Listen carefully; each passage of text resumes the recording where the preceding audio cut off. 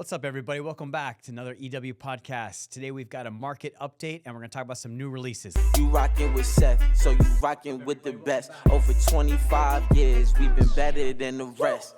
Fred, he know these watches like the back of his hand. If you wanna learn watches, guaranteed this the man. I'm just saying. EW podcast. Let's run it. The first one we have up is a heavy hitter. Patek just dropped a brand new line. Cubitus. This watch, when it got released, I think it was in Fortune magazine. They had an advertisement that came out. Yeah, there was a leak. So the first time anyone saw it, it was in the magazine.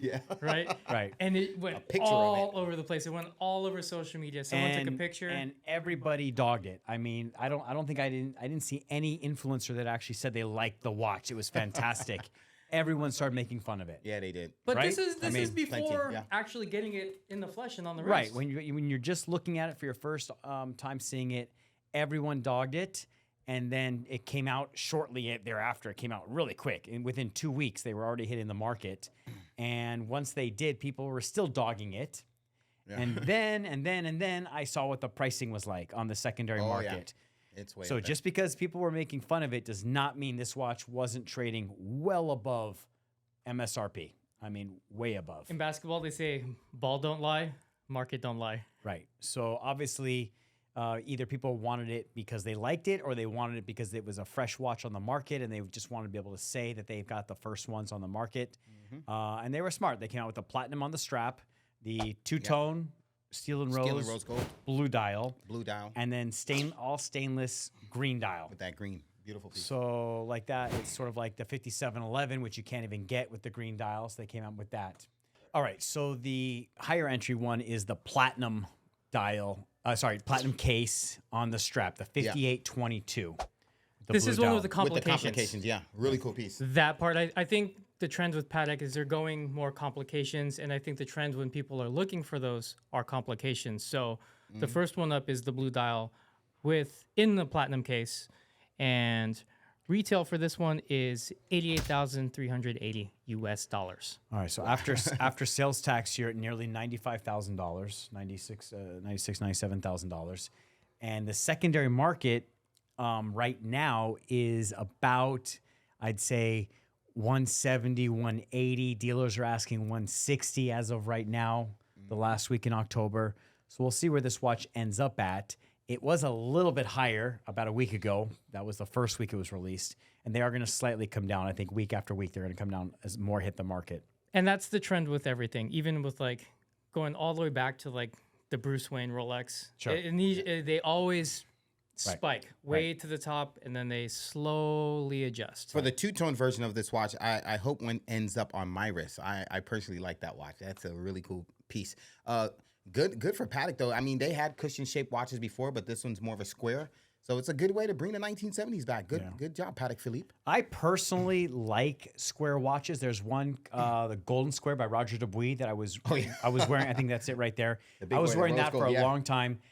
It's tough sell. I mean, people don't. I've had it for like about 6 months. People don't want to buy this watch. It's incredible value. Yeah. A rose gold square watch. This is a 40 millimeter. Big chunk of gold too. Patek's watches are 45 millimeter. I mean, they're so big. 45. It's a 45 millimeter case. Okay. So the difference between the cases, the one thing besides from like the dial color, is really look at the case, because the platinum one, I believe it's 9.6 millimeters thin, which is still very thin. That makes sense. It compensates for the large case. But they're all 45 millimeters. All three. Two. There's two versions: the complication and then the three-hand with date. Yeah. So I saw a video of a guy with probably a wrist, maybe my size. Watch, I have a smaller wrist, 6 3/4, trying it on, and it really looked too big for. Yeah, it looked too big for him. It looked funny on his wrist. So we have that video. Let's run it. Okay.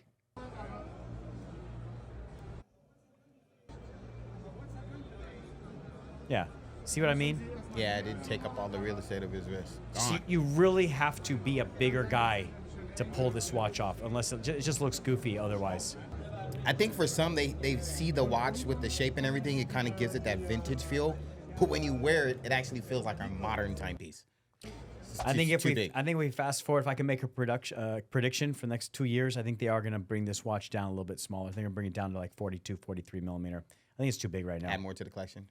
It doesn't look really tall, though, Okay, so where a lot of watches, a lot of square watches, for example, like the Tag Monaco or the Heuer Monaco, Yeah, the while it is a protruded crystal, big stuff like that. Yeah. watch, when you're looking at a watch like lug to lug or the height, this guy had a smaller wrist, but it didn't like hang over. You know where sometimes you get that like weird The lugs gap. dropped right on his wrist. I mean, it came close, but Yeah. yeah, maybe not correctly all the way over. So the next watch, so this one, the Steel and Rose, looks like the retail's what? The retail for the Steel and Rose is $61,000 plus tax. Okay. Where's the market on that? I believe I have some notes here. The market price on that is still like 130, 140. Dealers are asking about the 120, 125 for a Steel and Rose watch. The Steel and Rose looks good. Hey, shout out to Noriega, by the way, out of a rapper out of New York. So he actually has the two-tone. He was one of the first celebrities to get that watch. Yeah. So he's sitting pretty right now. It was a cool watch. Well, he has a podcast. Yeah, shout out Podcast to Podcast, EW to Drink Champs. Oh, Drink Champs. Shout out to Drink Champs. Why can't we be on Drink Champs? I don't know, We're man. Drink Champs. Yeah.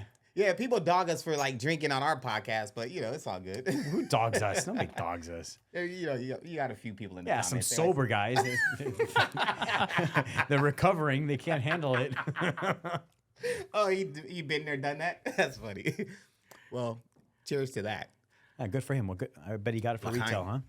The third variation though, with almost like an big olive smiles. dial and steel combination, I think that looks tough. I think that's a good combination. So maybe if they do get the sizing or tweak it a little bit, I think it's a win. Listen, So what category does this fall in for Patek in terms of collection? Is it sporty? Is it elegant? no, this is a sports watch. They call it sport. It's a sport watch. Oh, Okay. for sure. I think it's casual elegance. There you go. I mean, a Nautilus is a sport watch. I mean, this has to be just like a Nautilus. You got an integrated bracelet. Design. Bracelet is what? Is it identical to a Nautilus bracelet or is it a little different? I mean, it looks the same to me.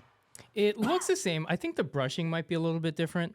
I'm not 1,000% sure if that middle link is polished or not. It looks like it's polished. It's like a. All right, but our advice to the consumers out there, if your dealership gives you a call and they say they got a Cubicus, Go get it. go get that Cubicus. Am I saying pronouncing it correctly? Cubicus? Or Cubitus. Cubitus. The price for the green and Cubitus. stainless steel is this one that's a little bit more palatable at 41,000 Right. before tax. Right, but still goes for way over retail. So dealers right there, they're asking for this watch $130,000. So you're gonna have a lot of room there if you can get that call for the steel and green. So right now the market's higher for stainless steel than it is the Steel and Rose. There you go, and you're gonna have a lot more margin there. I think it's a cool design because it has a lot of that like brutalist architecture design. Yeah. Maybe that's what they're going for here, but I like the watch. I've think not it's tried cool. it on, but I think it's fun watch. I think it's cool. I like the name too. I can imagine how they came up with the name, but it just overall, it's a cool concept. Next big story this fall 2024 is Hodinkee has been acquired by Watches of Switzerland. Wow. Oh, buddy. Watches in Switzerland is their AD of Rolex, is that correct? They're a big powerhouse in New York. And now let's go ahead and let's rewind the timeline. Let's look at Hodinkee from perhaps A magazine. rise to today. Right. I mean, they go back, 15, 20 years. They've been around, but I really think that they made their big splash a little bit before the pandemic when they really had really cool focused videos, podcast style, where they interviewed collectors, specifically John Mayer. If you remember, like Talking Watches and John Mayer, Right. that's what got him to hit. Yeah. And I also really liked, we talked about this earlier, when they would break down a watch from beginning to end, whether it was the Speedies from beginning to end or the subs from the 1950s, no crown guards. I think it was called respective or perspective points, where they went down all the way. So I'm going to throw it to our girl, Britt. She breaks it down a little bit. So let's go ahead and watch this video. Upon the completion of this transaction, all of Hodinkee's commercial activities will be owned by Watches of Switzerland. Watches of Switzerland are now the sole shareholder of Hodinkee. This means the Hodinkee publication, limited edition collaborations, retail traffic will be directed to Watches of Switzerland's So e-commerce let's rewind a website little bit. and the Back in- operations of Hodinkee. What happened with the watch world in 2021? Where were you guys in 2021, and how was the watch world treating you? Well, that was in the middle of COVID. Yeah. Things I was were at home. things doing were some home firing. renovations. Things were firing on full cylinders. I mean, Fire. a lot of money, a lot of watches being There's sold, a lot going on. and they bought a website that was a little defunct. I mean, they weren't doing great, Crown Caliber. They were on their way down, actually. So they probably stepped up. They thought that was a good vehicle to sell more watches, and they didn't really understand the retail world. That's what it sounds like to me. Right. So they went ahead. They went ahead and they acquired Crown and Caliber. Now they've been acquired probably for a big discount. We don't know the exact number for what watches WS watches of Switzerland scooped for, but it's probably not favorable for Hodinkee. So basically, Crown and Caliber, they got bought for a lot of money, most likely by Hodinkee, and then they didn't know what to do with it. They were losing money. And then Josh stepped in from European and probably bought it for pennies on the dollar. I have a lot of good things to say about European Watch Company. I think they're dope. Oh, yeah. They boss are players, boss peak. I sell for private collectors sometimes, and when I find out that they get that stuff from like European Watch Company, You know I'm it's like, good. ooh, Yeah. I know it's minty good. Yeah. So ultimately, what do you think the impact is? Do you think this is good for the watch community, good for the culture? What do you got? I feel I feel one is going to be good for Hodinkee. To kind of put them back to where they belong. Like they say, stick to what you know, right? So I was a Hodinkee fan. I used to read a lot of the articles about, the timepieces where they get really in depth. But then I did notice it was a change, and they start bringing up like clothing and fashion, and it kind of took me away from like all the watch articles. So with this information provided, I think that's I think it's going to be good for them, and hopefully good for Watches of Switzerland. Yeah, well, Hodinkee might have made a mistake by buying Crown and Caliber, which means, or that now you can understand why they actually offloaded it so quick. So Crown and Caliber is not actually owned by Hodinkee anymore. Crown and Caliber is owned by European Watch Company, which is it's an e-commerce website in Boston. With amazing pieces. So yeah, they have a nice inventory, like something like a $25 million plus. Oh wow. Website inventory on their website. All their merchandise is clean. Everything's boxed in papers. They really run a tight ship. We know the owners, actually, they're friends with Essential Watches. But now they own Crown and Caliber. So obviously it wasn't not a good investment for Hodinkee to even mess with Crown and Caliber. I think European watch companies going to do great things with Crown and Caliber because they're already very successful doing what they do, and this is just going to double down on what they're good at. Yeah, they can put their lower end stuff on Crown Caliber. That's probably what they're trying to do, actually. But as you were saying, stick to what you know. I learned a lot from Hodinkee. Yeah. When I first started getting into it, I just would nerd out. It was just like a great educational space for learning every reference of the sub, 100%. every iteration of the Speedmaster. Yeah. I was like my jam. I would just nerd out. Talking Watches is coming on. I gotta watch it. Yeah, I think gotta it was learn. great. The articles were great, and it gave some watch collectors or customers a peace of mind and gave them a better direction into where, what's the right watch for you. Depending on the story behind it, the way it wears, All the differences specifications. between dials and whatnot. So Exactly. you really had a better education before you made your purchase. Better than most websites, actually. Absolutely. Really good. But so now Hodinkee is owned by someone else. Unbelievable. You would have never. No. I would have never predicted Yeah. this. Nope. But that's all the good stuff. But there was some bad things, I guess, right? For like the employees they had there at one time. So they seem to have a lot of layoffs. The staff Yeah. turnover, because another thing I liked about Hodinkee, there are specific writers I would gravitate towards. Yeah. And they no longer are writing. So you look for those things. People that are into watches look at details. You're gonna look who's writing the article. Yeah. It's not just Or blanketed Hodinkee. they were the go-to guys. You want a watch article, the first thing you Google is Hodinkee. You jump on that website right away. But like, who do you go to now? It's just Fun they'll fact. They'll be back. Let me just say, fun fact. I think it was 2015. Ben Clymer contacted me about a watch we had on Essential Watches that he liked. Okay. And he actually wanted to buy that watch.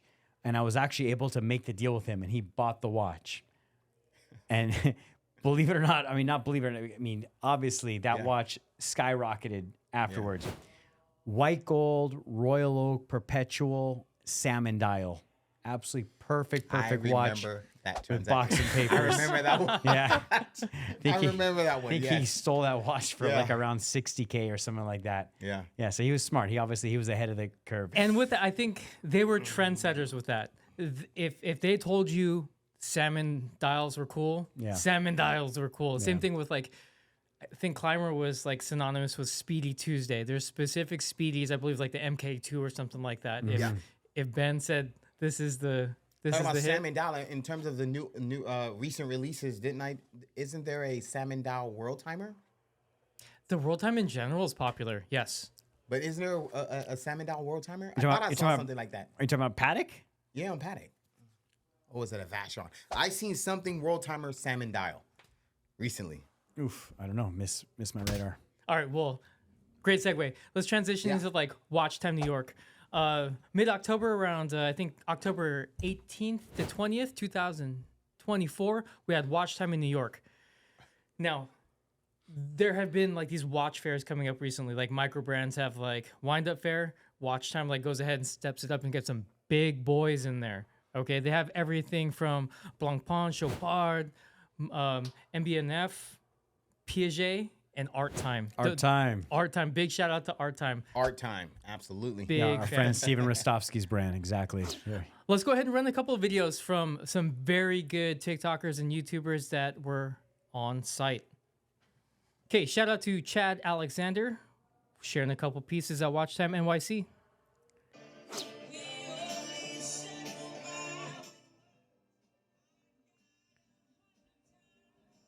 First one is a U-Work UR 100, $55,000. All right. We like our work.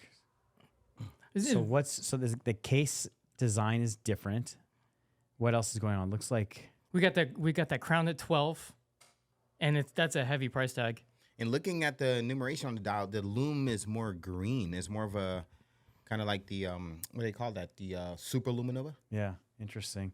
Looks like a new type of strap too. That rubber strap. I've never seen that before. Or composite strap.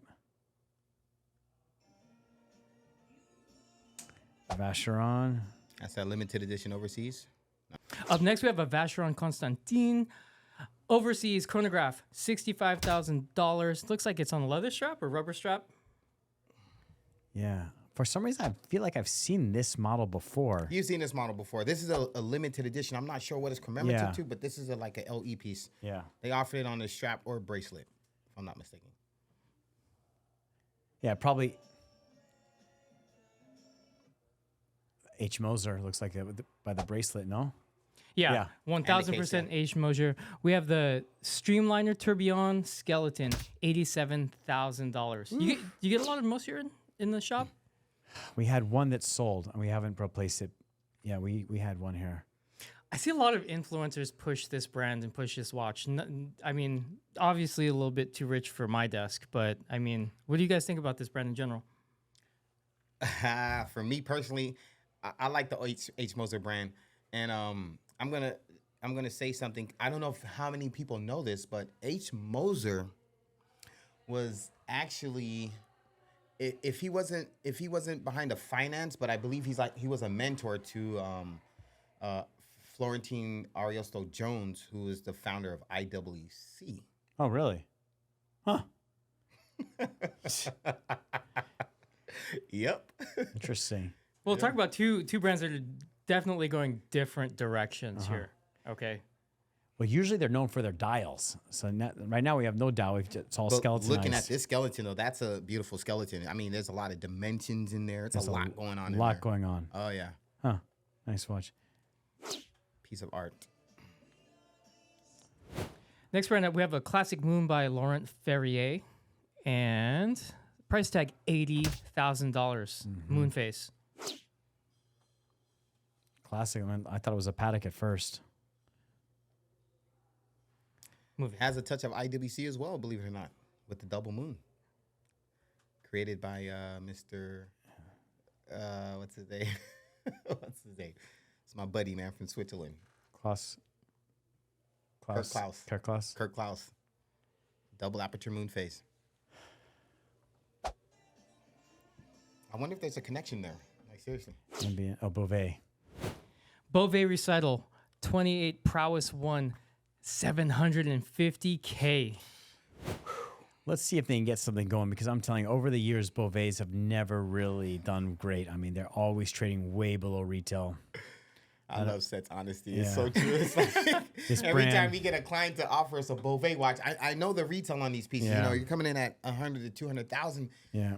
But I mean, you know, dealers, we're offering, you know, just cents on the dollar for this Yeah, brand. Unfortunately, I mean, it's For beautiful whatever, creations. for whatever reason, these Beauvais never seem to hold their value, but they're still in business. They're still making Yeah. watches. At least it has a traditional placement for the crown at the 3 o'clock versus 12. You know, it's usually fine on a wristwatch, but Well, it's funny you say that. I have my mentors and I've had my education in Yeah. here. When you're looking at that price tag, you also have to look at what else is in that same price tag range above and below. What would be in the $750,000 price range? is this a repeater or something type complication? Why it's at that price point? It has a lot of skeletonization. You have asymmetry on the dial. It has to be a minute repeater. It has to have something. Exactly right. Yeah. Next one, we're just walking up the street at MBMF and we have the HM11 Architect at over $200,000. It's a lot I'm going on. sorry, guys. The design of this watch, I don't know, man. MBNF, I don't know. They do a lot of. Looks like looks like a lily pad to me. A little frog can just jump right in the center of it. It's like frog eyes. I don't know. I mean, that's fair to say at this price tag. You ever watched like that '80s movie, The Navigator, where this kid gets in like this spaceship with all these aliens he flies around? A lot of their pieces, I mean this in a great way. They look like spaceships. All right. Well, where Beauvais doesn't keep their value, at least MBMF does. So these things, they might have a high price tag, but most likely on the secondary market, it's going to be trading right there at retail, if not more. The cool thing about MBMF too, they also have like entry level pieces. Like they have like, the Mad One, I believe. Yes, It's the Mad like One. they have one. Yeah. The big rotor. Question though, on a piece like that, what is this called? Architect. it's the called the HM11 Architect. HM11 Architect? Yes, So how many of this particular watch was produced? Couple, don't know. maybe? Maybe 11. That's a good guess. Not that many. I'm trying to stay serious here. there's no Got way. me laughing this episode. Looks like you tell the time on that side. Seth, would you wear that piece though? No, I wouldn't wear it. And I wouldn't wear this. education? I wouldn't wear this one either. You wouldn't wear the Gestad? For the record. G-Stod. No, is that the Alpine or is that what is this? Alpine. Yeah, good one. Alpine. Is it Chopard Alpine Eagle? 20, Alpine Eagle. Okay, Alpine Eagle. Yeah, but 20K. I think that's heavy. I called it the Alpiner. I'm sorry. I was trying to give. Stake out that shout out. This model used to have the turquoise dial. Now it's got pink. Nah, I'm not here for this watch. Yeah, they missed the Ryan Gosling. I mean, they're trying to shoot for a Royal Oak, but here. They missed the Barbie boat. You know, the thing with Ryan Gosling, he likes vintage watches. Like Yeah. he likes like vintage Air Kings, vintage. Dude, I just saw one right here up in your lineup. You have this really cool 34 millimeter Explorer. This watch is a sleeper. Everyone loves the 1016. The fun thing about this is the 34 millimeter variation. It is automatic. During this time, Rolex messed around a lot with different variations of the dial. They specifically had the 5500 Air King. Right. Ryan Gosling's always seen with this same size, this variation. It's automatic, and they used to play around with a lot of dials. They have precision dials and super precision, but this is in fact an automatic watch. 19 millimeter oyster bracelet, 34 millimeter case, but wears very nicely. Big one here. I'm glad you like it. What do you think about the dial? Looks original, no? Oh, totally original. So when we're looking at this, everything checks out. I believe this is probably 1970s, 1960s, maybe 1980s, but for sure it's got the T-Swiss style. Yeah. Tritium, doesn't light up, good to go. Yep, exactly. Very nice. Yeah, a little small, but it's definitely a very, very clean watch. So is the 1016 though, and the 1016 is that like classic 36 millimeter, very similar to the Datejust. That's just a smidge smaller, but because it's a sports watch, it will wear bigger. With the Mercedes RN. Available on essentialwatches.com. That's the most important part.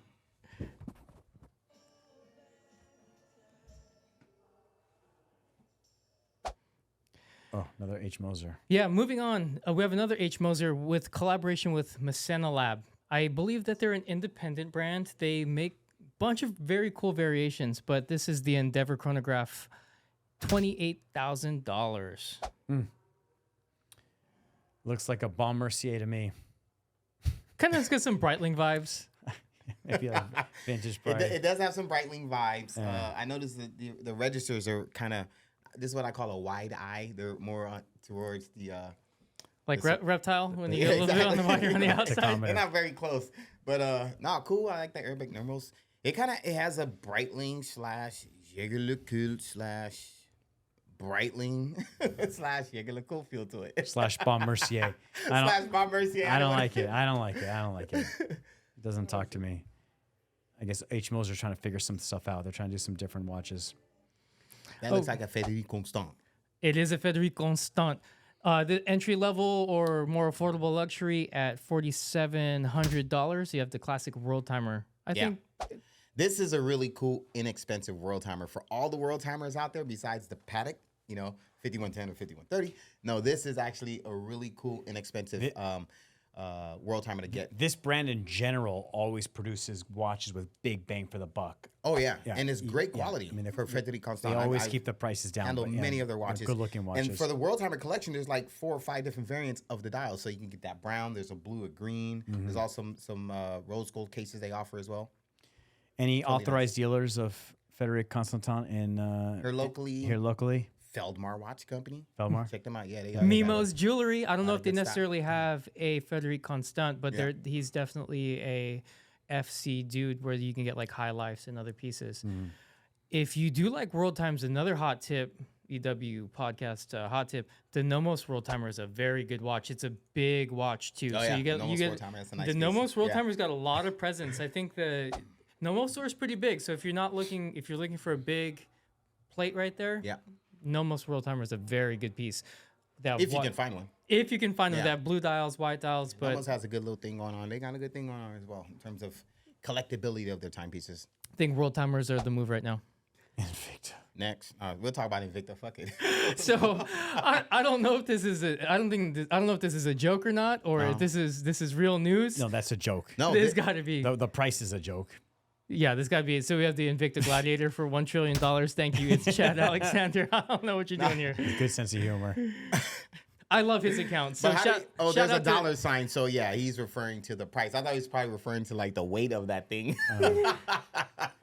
Big fan of It's Chad Alexander on Hey, big up Instagram Invicta. there. I know there's a lot of Invicta collectors out there, man. So you Hey, gotta he give it made up, he you made know? us smile. That looks like a carnival watch or something. I think it's crazy Right, looking. Let's see the video. Oh boy, It's a chronograph. that is The chain link bracelet is that what was gets me though. gaudy. I did a wrist roll with an Invicta one time. Oh my god, it was. I like how he ended his. I like how he's ended his reel though with the Invicta. So that's a man who has had a watch journey. We've all had like Yeah. our run-ins with Invicta, but very good, Chad Alexander. So guys, speaking about Watch Time New York show, Steven Rostovsky, who we've had here Yeah. on the show, he was actually displaying. He was an exhibitor of his watch line, Art Time. Art time, the yes. show. Yeah, he So told us about that, brand. I talked to him before the podcast. Said, Steven, what if I give you a call in the middle? Okay. Will you take the phone call and tell us how it went? He said, absolutely. Of course. All right, so let's give it a shot. Let's go, Let's Steven. see if he's ready. Let's see how this works. Was this his first show, or we're gonna find out right now Well, I don't know. for that particular brand? You guys gather around. Steven.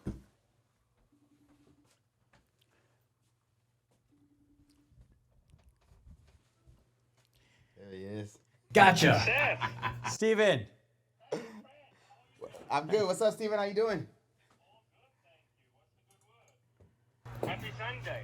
Thank you. Happy Sunday. So listen, we've been talking about Watch Time, and I know you're actually an exhibitor there. Yes, So I wanted to find out, how was the show for you? What'd you think? What's your it was fantastic. okay? Really good. I've been exhibiting with at Watch Time with various different brands for more than 10 years now, and the show gets better and better every year. It really was very good this year. They had, I think, 1,500 or more unique visitors over the three events: Friday night cocktail, Saturday, and Sunday. Okay.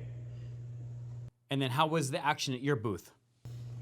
Excellent. You know, you can't, it's a brand new brand, a new brand. You know, I was exhibiting this brand called Art Time. We spoke about it once before. Of course.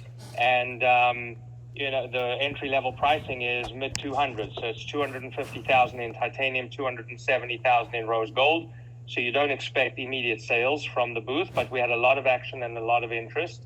And on the Thursday and Friday prior to watch time, Cellini had a Meet the Watchmaker event. And the watchmaker Didier Breton was here from Switzerland, and they actually sold both of their pieces in stock. They had one titanium, one rose gold. They sold them on the Thursday and the Friday. Oh, wow. Nice. Okay. Well, congratulations. Traction. It was really busy, good quality people, and an excellent event. And Watch Time, of course, that's a consumer show. It's a consumer show, so you get press and a lot of people coming on the Friday night, but 1,500 unique consumers over the collectors. In fact, many people flew from California. I saw many of our clients from California that flew to New York for the event because most of the independent watch brands exhibit there. You have some big brands like Breguet and Blancpain, Chopard, but mostly it's for the smaller independent brands. Right.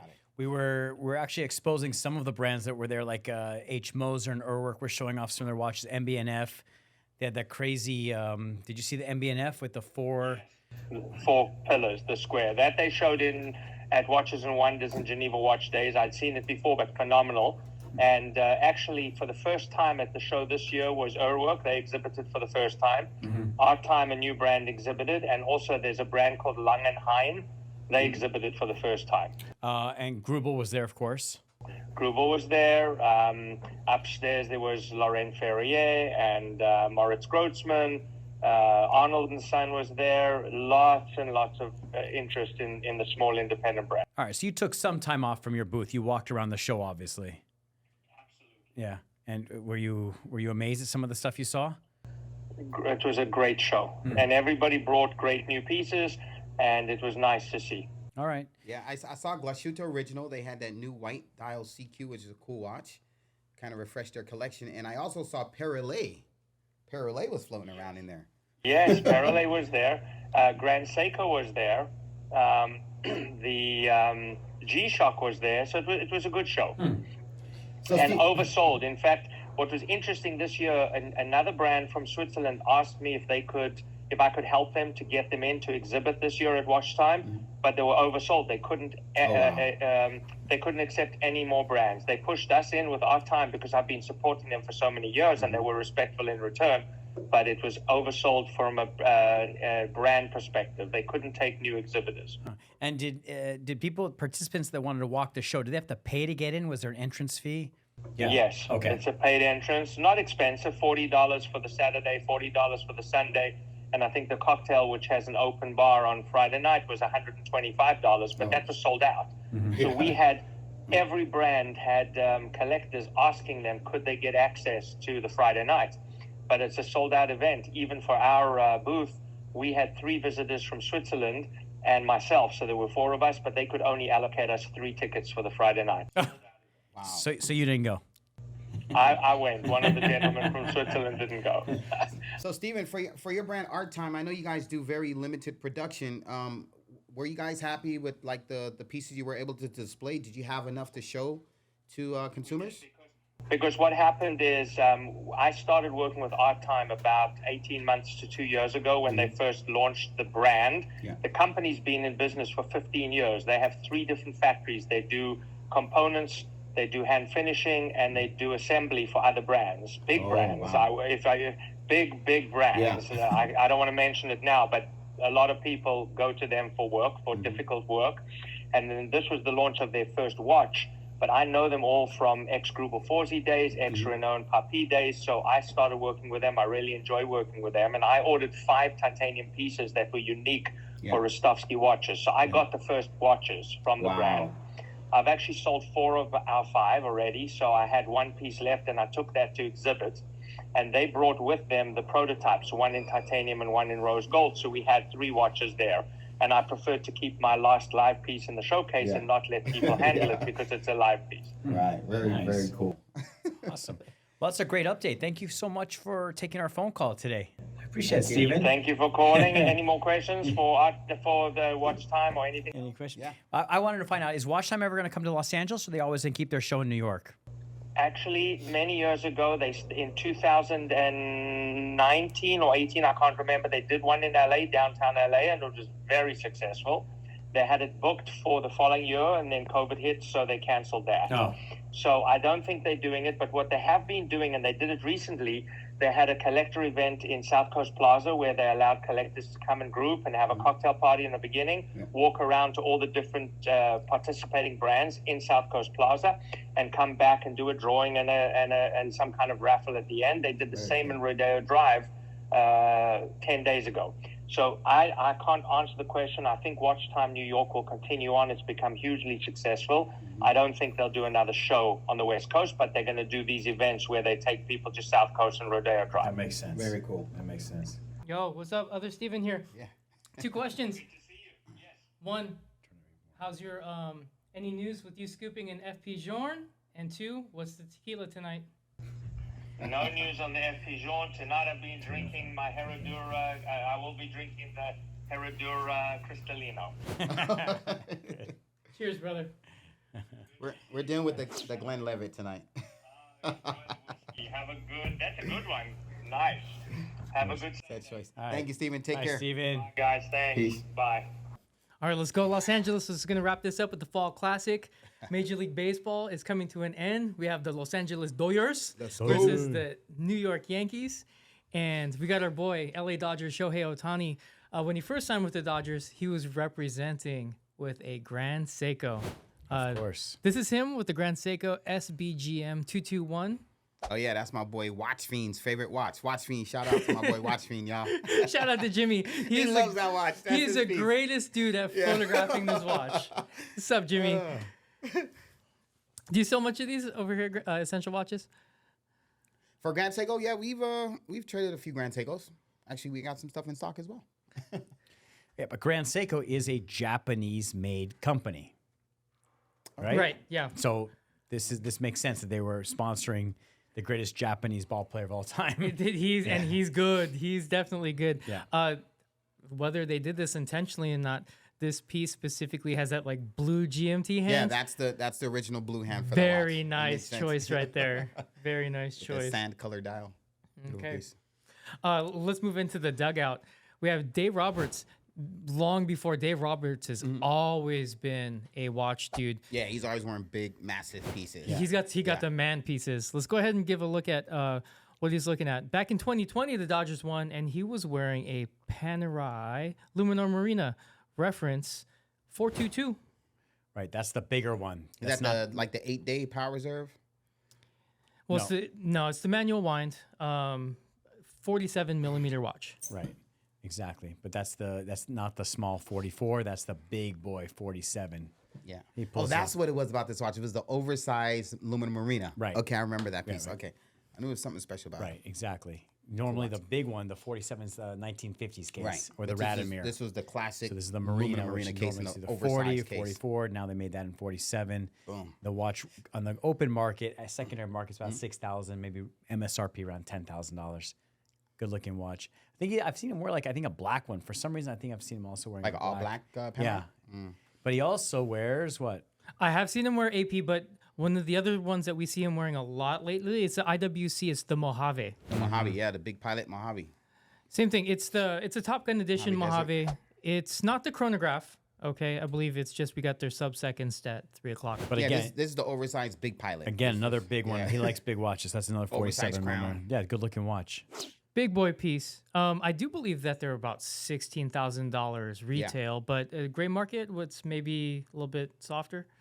Probably just under, not too. Well, this watch you couldn't get these. It's part of the Top Gun collection. So going into authorized dealers, you'd have to get on a wait list for this watch. Anything Mojave, anything colored from IWC, because I don't know if you guys noticed, they went with a few different colors in the Big Pilot collection. There was a green, there's the blacks. You have all the boutique edition versions of it. But this one with the soft, that sand color, the Mojave Desert was Big hitter for them. Have you guys heard with the IWC right now? I think there's one model of the pilot's watch where you could actually walk into the IWC boutique and make it unique for yourself. You can pick out Like the straps and stuff yeah, for it? not absolutely. just the straps. You can actually pick out the dial, really? the type of case, everything. Didn't know that. Yeah, it just started. They started doing that. That's pretty cool. Yeah, IWC is kind of, they're getting a little bit more personalized with their timepieces, which I think is cool because it's what they're kind of designing is like a toolless situation in terms of switching out the strap and the buckle on their pilot's collection. So you pretty much need no tools. Everything kind of clicks on. Forgot the term they call it, but yeah. No tools needed to switch out the strap and buckle on IWC. I like their colorful ceramic choices. Yeah. Especially, my favorite is definitely the sand They variation. also went white as well. I think they also their have Patek blue collection. and maybe green. Yeah, blue. You have the blue. That's the Navy. What's that? The flight crew. Le Petit No, not the Petite. There's the blue Top Gun. on Top Gun. But no, it's the what's the name of the jets? There's like 8 of them from the Air Force. They're like the best flyers you can find. They do the. You're talking about the airline Angels? shows. Oh, the Angels. Blue Angels. Blue Angels. That's a cool watch. Blue with yellow accents. All right, well, that was great. All right, thank you everyone for tuning in, and we will see you on the next podcast. EW Podcast. EW Podcast.